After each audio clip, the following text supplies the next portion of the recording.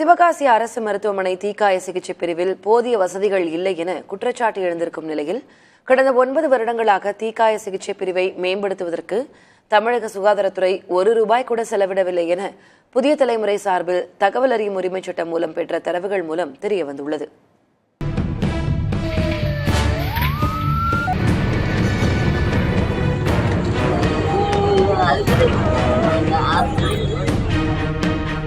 விருதுநகர் மாவட்டம் சிவகாசி மற்றும் அதனை சுற்றியுள்ள பகுதிகளில் மட்டும் சுமார் 1087 பட்டாசு ஆலைகளும் 2963 பட்டாசு கடைகளும் 100க்கும் மேற்பட்ட தீப்பெட்டி தொழிற்சாலைகளும் இயங்கி வருகிறது.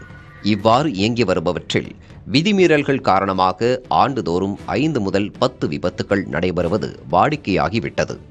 இத்தகைய சூழலில் சிவகாசி அரசு மருத்துவமனையில் உள்ள தீக்காய சிகிச்சை பிரிவில் போதிய வசதிகள் இல்லை எனவும் இதன் காரணமாகவே விபத்துகளில் தீக்காயம் அடைபவர்கள் மதுரை அரசு மருத்துவமனை அல்லது தனியார் மருத்துவமனைக்கு மேல் சிகிச்சைக்காக அனுப்பப்படுகிறார்கள் எனவும் குற்றச்சாட்டு எழுந்தது. இது தொடர்பாக புதிய தலைமுறை சார்பில் தகவல் அறியும் உரிமை சட்டத்தின் மூலம் பல்வேறு கேள்விகள் முன்வைக்கப்பட்டன.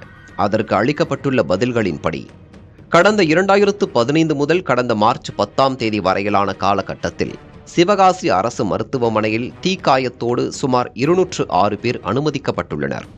அதில் 45 பேர் உயிரிழந்துள்ள நிலையில் 36 பேர் மேல் சிகிச்சைக்காக மதுரை அரசு மருத்துவமனை மற்றும் தனியார் மருத்துவமனைகளுக்கு அனுப்பி வைக்கப்பட்டுள்ளனர். மேலும் பெறப்பட்ட தகவல்களின்படி இக்காலகட்டத்தில் சிவகாசி அரசு மருத்துவமனை தீக்காய சிகிச்சை பிரிவை மேம்படுத்த எந்த நிதியும் ஒதுக்கீடு செய்யப்படவில்லை. தீக்காய சிகிச்சை பிரிவில் போதிய வசதிகள் இல்லை என்ற குற்றச்சாட்டு குறித்தும் தகவல் அறியும் உரிமை சட்டத்தின் மூலம் பெறப்பட்ட தகவல் குறித்தும் மார்க்சிஸ்ட் கம்யூனிஸ்ட் கட்சியின் மாவட்ட குழு உறுப்பினர் பாலசுப்பிரமணியனிடம் பேசினோம். தீக்காய சிகிச்சை பிரிவில் அதிநவீன சிகிச்சை வசதிகள் இல்லை என்றார் அவர். சிவகாசி அரசு மருத்துவமனையில் தீக்காய சிகிச்சை பிரிவுன்னு கட்டடம் இருக்கு, சில படுக்கை அறைகள் இருக்கு, அவ்வளவுதானே ஒழிய படுக்கைகள் இருக்கு. ஆனால் அதை தாண்டி ஸ்பெசிலிட்டி தீக்காய சிகிச்சை பிரிவுக்கான ஸ்பெசிலிட்டி இருக்கா அப்படின்னு கேட்டால் அநேகமாக சென்னையை தாண்டி மதுரையை தாண்டி இங்கே சிவகாசியில் அப்படி இல்லை.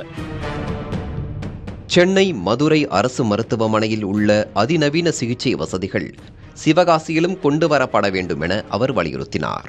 தீக்காய பிரிவில் எவ்வித அடிப்படை வசதிகளும் இல்லை என்ற புகார் குறித்து விருதுநகர் ஆட்சியரிடம் கேள்வி எழுப்பினோம்.